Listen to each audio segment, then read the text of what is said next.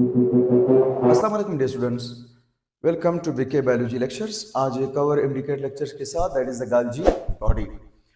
As we know, Golgi body discovered by the Camillo Golgi in 1898। इस पे question भी आया था कि Golgi body is discovered by, Golgi body किसने डिस्कवर किया? It was by the Camillo Golgi in 1890 in the neuron cells. उसने neuron cell में इसको डिस्कवर कर दिया। इंट्रोडक्शन के बारे में कहें तो गाल्जी बॉडी है क्या चीज? Golgi body is the stock of the cisternae. Golgi body के अंदर बहुत सारी सिस्टर्नी मिल करके एक स्टॉक बन जाता है, जो स्टॉक ऑफ द सिस्टर्नीज होते हैं। So it will be known as the Golgi body. जरा दूसरी बोर्ड पे एक बार हम इसको देख लेते हैं। सो ये जो स्टॉक ऑफ सिस्टर्नीज है, this is known as the Golgi body. और जो गाल्जी बॉडी है उसके अंदर आड मेम्ब्रेन नहीं होता है। सो एक मेम्ब्रेनस सिस्टम है। इसके हर सिस्टर्नी के ऊपर तो सिंगल मेम्ब्रेन है, लेकिन टोटल गाल्जी बॉडी एक मल्टीपल मेम्ब्रेन सिस्टम है जो इंडो मेम्ब्रेनस सिस्टम का हिस्सा है। सो एक मेम्ब्रेनस सिस्टम है, एक सिंगल मेम्ब्रेन नहीं है। So the stock of the cisternae it is called the Golgi body. एक स्टॉक के अंदर 4 सिस्टर्नीज होते हैं। गाल्जी बॉडी का जो एक स्टॉक होता है उसके अंदर कम से कम 4 सिस्टर्नीज मिल जाते हैं। सो यहाँ पर सिस्टर्नी की बात करें, what is the cisternae by itself? अगर गाल्जी बॉडी सिस्टर्नी की बनी है तो सिस्टर्नी खुद क्या है? Cisterna is a fluid filled membranous sac. Membrane का कोई भी थैला, इस तरह मेम्ब्रेन का कोई थैला बना लेते हैं। सो मेम्ब्रेन का जो सेक होता है, जो मेम्ब्रेन से बना होगा और उसके अंदर फ्लूइड और एंजाइम मौजूद है, it is called the cisternae. So membrane का जो सेक है या थैला है उसको हम सिस्टर्नी कहते हैं। So Golgi body basically stock of the cisternae है। सो हमारे पास सिस्टर्नी 2 तरह के होते हैं गाल्जी बॉडी के अंदर। जो सिस्टर्नीज है दे आर ऑफ 2 टाइप्स, या सिस गाल्जी कहते हैं हम उसको, या ट्रांस गाल्जी। उन सिस्टर्नीज को हम सिस गाल्जी का टाइप कहते हैं या ट्रांस गाल्जी का। अब जो सिस्टर्नीज है, जो सिस हो या ट्रांस हो, ये टोटल कितने स्टॉक्स होते हैं? ये 3 से लेकर के 7 स्टॉक ऑफ द सिस्टर्नीज मिल करके क्या चीज बना रहा है? गाल्जी बॉडी। सो गाल्जी बॉडी के अंदर 2 होते हैं, एक सिस गाल्जी है, दूसरा ट्रांस गाल्जी है। जो सिस गाल्जी है it is toward the nucleus, जो न्यूक्लियस की तरफ जो फेस होगा उसको हम कहते हैं सिस गाल्जी। और ट्रांस गाल्जी वो होता है अवे फ्रॉम द न्यूक्लियस, जो न्यूक्लियस से दूर होता है, अपोजिट साइड पे होता है, उसको हम कहते हैं trans Golgi. So the cis Golgi the substance and vesicle add. Cis Golgi वो होता है जहां पर सब्सटेंस और वेसिकल उसके अंदर एड होते हैं इस गाल्जी बॉडी सिस्टम के अंदर। और ट्रांस गाल्जी वो जहां पर सब्सटेंस और वेसिकल बड ऑफ होते हैं, उससे निकल जाते हैं। जैसे फिर यहां से हम बार देखते हैं, सिस गाल्जी इस साइड को कहते हैं जहां पर वेसिकल सब्सटेंस को ला करके ऐड कर देते हैं। और ट्रांस गाल्जी वो होता है जहां पर वेसिकल बड ऑफ होते हैं, जो सब्सटेंस को पैक करके फाइनलाइज फॉर्म में इसको रिलीज कर देते हैं। सो हमारे पास 2 होते हैं, एक सिस गाल्जी है, दूसरा ट्रांस गाल्जी। सो सिस गाल्जी के अंदर सब्सटेंस ऐड होते हैं और ट्रांस गाल्जी के अंदर जो वेसिकल या सब्सटेंस है वो बड ऑफ हो जाते हैं। मेटाबॉलिकली लेस एक्टिव होता है। जो सिस गाल्जी का पोर्शन होता है उसके अंदर मेटाबॉलिज्म कम होता है, उसके अंदर रिएक्शंस कम होते हैं। लेकिन जो ट्रांस गाल्जी होते हैं they are more active metabolically, उसके अंदर मेटाबॉलिज्म ज्यादा होता है। सो जो मोर मेटाबॉलिज्म होता है, जो मोर रिएक्शंस होते हैं, वो ट्रांस गाल्जी के पोर्शन में होता है। इसको हम फॉर्मिंग फेस कहते हैं। गाल्जी बॉडी में यहाँ पर वेसिकल एड होता है, यहाँ पर गाल्जी बॉडी बन जाती है। और इस ट्रांस को हम मैच्योरिंग फेस कहते हैं। मैच्योरिंग फेस इसलिए कहते हैं क्योंकि वहां पर सब्सटेंस मैच्योर होकर के बड़अप हो जाता है, फाइनल फॉर्म में चेंज हो जाते हैं। जो सिस गाल्जी है वो कन्वेक्स है, कन्वेक्स शेप है, ये उभरा हुआ होता है। और जो ट्रांस गाल्जी है वो कनकेव है। अब गाल्जी बॉडी की एक और पॉइंट की तरफ, ये जनरल है, ये आसान चीजें हैं। Note the extension of the Golgi body is directly proportional to the metabolism. Golgi body अगर मेटाबॉलिकली लेस एक्टिव है तो वो कम एक्सटेंड होता है, वो कम जगह में होता है। जब इसके अंदर मेटाबॉलिज्म हाई हो जाता है, मेटाबॉलिज्म बहुत ज्यादा हो जाता है, इसके अंदर रिएक्शंस बल्क में होते हैं, तो ये एक्सटेंड हो जाता है। सो हम कहते हैं द गाल्जी बॉडी का जो एक्सटेंशन है वो मेटाबॉलिज्म पे डिपेंड करता है। सो गाल्जी बॉडी की जो सिस्टर्नीज होते हैं वो तब ज्यादा एक्सटेंड होता है जब उसके अंदर मेटाबॉलिज्म ज्यादा होगी। The next one, cisternae. जब सिंपल सिस्टर्नी मिलते हैं वो क्या चीज बना देते हैं? गाल्जी बॉडी। जब सिस्टर्नी मिलते हैं तो वो गाल्जी बॉडी। जब वो एक्टिव फॉर्म में आता है, विजिकल बना देता है, तो तब विजिकल और जो सिस्टर्नीज मिलके हम इसको कहते हैं गाल्जी अपरेटस। वो अगले बोर्ड पे हम देख लेते हैं। सो इस जो पूरा सिस्टम है सेल के अंदर, इस सिस्टम को कहते हैं गाल्जी कॉम्प्लेक्स। सो यहाँ पर भी हम एक चीज लिख सकते हैं कि जो गाल्जी बॉडी होता है वो नॉन फंक्शनल या ज्यादा इनएक्टिव होता है, वो ज्यादा एक्टिव फॉर्म में नहीं होता है। जब वो एक्टिव हो जाता है, विजिकल्स बना देते हैं, प्रोडक्ट्स बना देते हैं, फाइनल शेप में चेंज कर देता है, विजिकल बड अप होना शुरू हो जाता है, then it is known as the Golgi apparatus। तो गाल्जी apparatus जो होता है वो बेसिकली एक्टिव फॉर्म होता है, वो मेटाबॉलिकली बहुत ज्यादा एक्टिव फॉर्म को हम कहते हैं गाल्जी apparatus। फिर डेक्टाइसोम क्या है? गाल्जी बॉडी के लिए एक नया टर्म इस्तेमाल होता है, डेक्टाइसोम। प्लांट सेल के अंदर the Golgi body is called the dictyosome, और प्लांट सेल के अंदर गाल्जी बॉडी की जो मिकदार है वो एनिमल सेल से ज्यादा होते हैं। So they are more in the plant cell than the animal cell. Origin Golgi body कहाँ से बनते हैं, इसकी जो वेसिकल्स है वो कहाँ से बनते हैं? वो एंडोप्लाज्मिक रेटिकुलम से बनते हैं, स्पेशली स्मूथ एंडोप्लाज्मिक रेटिकुलम से। ये तो था introduction of the Golgi body. तो इस बोर्ड के अंदर हम structure of the Golgi body and function of the Golgi body discuss करेंगे। यहाँ पर ये जो ऑर्गेनरी हमें नजर आ रही है, this organelle is known as the Golgi body. Golgi body हम लोगों ने जैसे पिछले बोर्ड पे देखा था, ये सिस्टर्नीज की बनी होती है। यहाँ पर दो तरह की सिस्टर्नीज है, सिस गाल्जी एंड ट्रांस गाल्जी। सिस के बारे में हमने क्या पढ़ा था? It is the convex shape, ये कन्वेक्स है एंड टूवर्ड्स द न्यूक्लियस। यहाँ पर विजिकल और सब्सटेंस एड होते हैं और ये मेटाबॉलिकली इनएक्टिव होता है। इसके अपोजिट में जो ट्रांस गाल्जी है वो कनकेव शेप का है, जो मतलब कनकेव फेस होता है उसका। और यहाँ पर जो चीजें होती है वो जो सब्सटेंस उसके अंदर एंटर होते हैं वो फाइनल प्रोडक्ट में चेंज हो जाता है और यहाँ से विजिकल बटअप हो जाता है। अगर विजिकल काट दिया जाए, विजिकल ना हो, then it is known as the Golgi body. अगर उसके साथ ये विजिकल मिल जाए, it is known as the Golgi apparatus। और जो पूरा सिस्टम है, विजिकल आ रहा है जा रहा है, सिस्टर्नीज है, it is called the गाल्जी complex.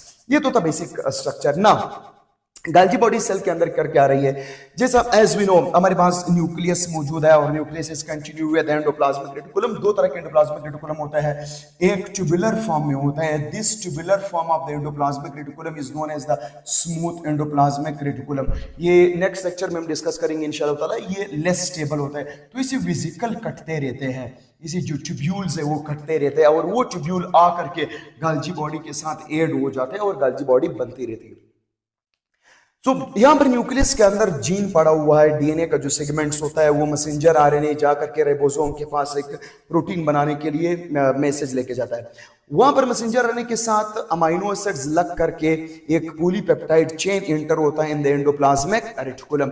Endoplasmic reticulum उस चेन को कन्वर्ट कर देता है इनटू अ प्रोटीन, एक प्रोटीन उसे बना देता है, उसको एक स्पेसिफिक अरेंजमेंट देता है, उसके अंदर बॉन्ड्स बना देता है, हाइड्रोजन बॉन्ड बन जाता है, साथ में डाइसल्फाइड बॉन्ड बन जाता है और उसके साथ आयोनिक बॉन्ड बन जाता है। सो ये सिंपल एक प्रोटीन में कन्वर्ट हो जाता है। सो पॉलीपेप्टाइड या तो प्राइमरी स्ट्रक्चर में चेंज होता है या सेकेंडरी में या टर्शरी में, ये सब के सब कहां पर हो रहा है? Endoplasmic reticulum. तो ये प्रोटीन एंडोप्लाज्मिक रेटिकुलम से विजिकल की फॉर्म में बड अप हो जाता है। जब ये बड अप होता है एंडोप्लाज्मिक रेटिकुलम से, that add to the cis Golgi, वो उस प्रोटीन को सिस गाल्जी के अंदर ऐड कर देते हैं, उसके अंदर रिलीज कर देते हैं। अब गाल्जी बॉडी के अंदर जो प्रोटीन आता है, यहाँ पर जो सिस्टर्नीज है उसके अंदर एंजाइम्स पड़े हैं, वो एंजाइम क्या करते हैं? इस प्रोटीन को फाइनल शेप देते हैं, या तो उसको कन्वर्ट कर देते हैं एंजाइम के अंदर या उसको कन्वर्ट कर देते हैं हार्मोन में। सम टाइम क्या होता है, thousands of glucose यहाँ पर ऐड हो जाते हैं and these glucose finally change into the cellulose। इसको ग्लूकोज को किस चीज में कन्वर्ट कर देता है? also into the cellulose, इसको सेलुलोज में कन्वर्ट कर देता है। सो गाल्जी बॉडी का ये काम भी हुआ, प्रोटीन को एंजाइम बना देता है, कुछ प्रोटीन को हार्मोन बना देता है, कभी ग्लूकोज एंटर होकर के उसको सेलुलोज में कन्वर्ट कर देता है और यही गाल्जी बॉडी इस कार्बोहाइड्रेट को प्रोटीन के साथ मिला करके ग्लाइकोप्रोटीन भी बनाता है, ग्लाइकोलिपिड भी बनाता है। So this all are the functions, वो हम बाद में डिस्कस करेंगे ये गाल्जी बॉडी के। जब फिजिकल एड होता है वो प्रोटीन रिलीज कर देगा, ये प्रोटीन जा करके या एंजाइम में कन्वर्ट होगा या हार्मोन में, वो फिर बड अप हो जाता है।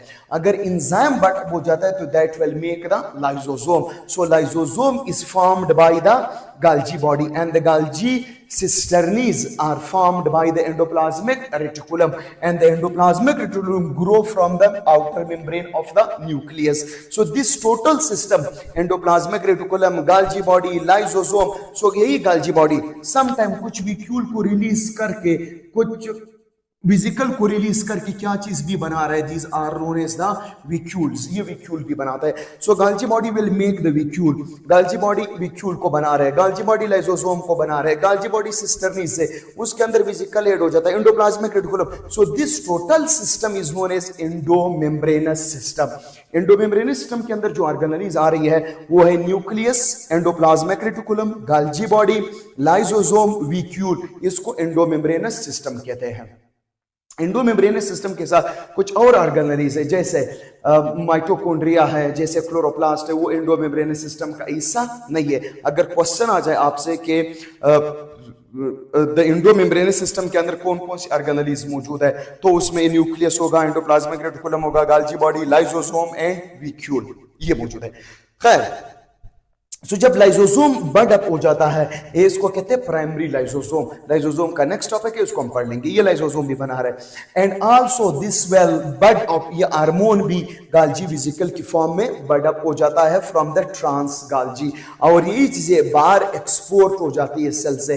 समटाइम ये एंजाइम भी सेल के अंदर चला जाता है, समटाइम ये सेल के अंदर काम कर रहे थे, और समटाइम एक्स्ट्रा सेलुलर के तौर पर काम करेंगे ये enzyme. So extra cellular enzyme भी गाल्जी बॉडी उसको पे करके बाहर रवाना कर रहे थे, हार्मोन को भी पे करके बाहर रवाना कर देते। इसलिए इस ऑर्गेनेली को हम कहते हैं post office of the cell. ये सेल का पोस्ट ऑफिस है जो चीजों को पे करके बाहर रवाना कर देते हैं। सो गाल्जी बॉडी के जो फंक्शंस होते हैं, चंद मुख्तसर फंक्शंस है गाल्जी बॉडी के। सबसे पहले सेल सिक्रीशन करेगा, हम देख रहे हैं हार्मोन सिक्रीट करेगा, हार्मोन के साथ साथ म्यूकस को भी पे करके सिक्रीट करेगा, सेलुलोज को भी पे करके बाहर सिक्रीट करेगा, सेल वॉल प्लांट सेल के अंदर बना देगा, तो ये सेल सिक्रीशन करेगा। Change the substance into the final product, change the substance to the final product का मतलब होगा प्रोटीन आया तो एंजाइम में कन्वर्ट हुआ, ग्लूकोज आया तो सेलुलोज में कन्वर्ट हुआ, प्रोटीन आया तो हार्मोन में कन्वर्ट हुआ। जो फाइनल शेप है या जो functional form of the substance है, ये गाल्जी बॉडी के अंदर हो रहा है। And formation of the primary lysosome, गाल्जी body जब वेसिकल को बड अप कर देता है, उसके अंदर एंजाइम होते हैं, so it will be known as the primary lysosome. अच्छा, ये ग्लाइकोकेलेक्स फॉर्मेशन करता है, बड़ा एक इंपॉर्टेंट टर्म है ग्लाइकोकेलेक्स। ग्लाइकोकेलेक्स किसको कहते हैं? जब प्रोटीन और कार्बोहाइड्रेट मिल जाते हैं या लिपिड और कार्बोहाइड्रेट मिल जाते हैं, जो कंजुगेट मॉलिक्यूल बनता है, तो इन दोनों मॉलिक्यूल को हम एक नाम देते हैं, it is known as the conjugate molecules. ये जो कंजुगेट मॉलिक्यूल्स है, कंजुगेट मॉलिक्यूल दो ऑर्गेनेलीज बना रही है, या गाल्जी बॉडी बना रहा है या एंडोप्लाज्मिक रेटिकुलम, ये दोनों ऑर्गेनेलीज कंजुगेट मॉलिक्यूल बना रहे हैं। सो ग्लाइकोप्रोटीन और ग्लाइकोलिपिड कंजुगेट मॉलिक्यूल है। सो इन दोनों को कंबाइनली हम नाम देते हैं ग्लाइकोकेलेक्स फॉर्मेशन। ये भी गाल्जी बॉडी कर रहा है। Secrete the pectin and cellulose, Golgi body के अंदर कार्बोहाइड्रेट ग्लूकोज जा करके इसको कन्वर्ट कर देता है सेलुलोज में और साथ में पेक्टिन में। ये सेलुलोज और पेक्टिन फिर बाहर रिलीज होकर के प्लांट सेल की इर्द गिर्द सेल वॉल बना देता है। एंड साइटोकाइनेसिस करता है इन द प्लांट सेल। अच्छा, गाल्जी बॉडी, ये गाल्जी बॉडी है, उसके वेसिकल्स, ये वेसिकल बडअप कर देते हैं। इस वेसिकल के अंदर क्या चीज पड़े हैं? सेलुलोज। ये वेसिकल आ करके प्लांट सेल की जो मिडल पॉइंट्स होता है, जो उसका मेटा स्टेज होता है, या इसको हम कहते हैं मेटा पोर्शन जो सेल का होता है, जो मिडल पोर्शन जो होता है सेल का, वहां पर ये गाल्जी वेसिकल्स स्टॉक हो जाते हैं एक दूसरे के ऊपर। स्टॉक होकर के ये सेल बाद में ये वेसिकल एक दूसरे के साथ फ्यूज हो जाता है। फ्यूज होने के बाद उस वेसिकल के अंदर क्या चीज पड़ा था? सेलुलोज। ये सेलुलोज को सिक्रीट करके एक सेल को दूसरे से अलग कर देता है। सो प्लांट सेल के अंदर जो साइटोकाइनेसिस होता है, ये गाल्जी वेसिकल से होता है। तो उन गाल्जी वेसिकल्स को हम एक स्पेशल नाम देते हैं, it is known as the phragmoplast. Golgi vesicle जो वेसिकल गाल्जी बॉडी जो वेसिकल बनाता है, उस वेसिकल को हम फ्रेगमोप्लास्ट कहते हैं। और इस फ्रेगमोप्लास्ट के अंदर क्या चीज पड़ा हुआ है? सेलुलोज। सेलुलोज आकर के ये गाल्जी वेसिकल एक दूसरे के ऊपर स्टॉक हो करके प्लांट सेल को एक दूसरे से अलग कर देते हैं। इसलिए जो प्लांट के अंदर साइटोकाइनेसिस हम कहते हैं फ्रॉम इनवर्ड टू आउटवर्ड है। जो एनिमल सेल है वो पिंच्ड हो जाता है। एनिमल सेल ऐसा होता है, कि उसका जो मेम्ब्रेन है वो फ्यूरो बनाता है, क्लेवेज फ्यूरो।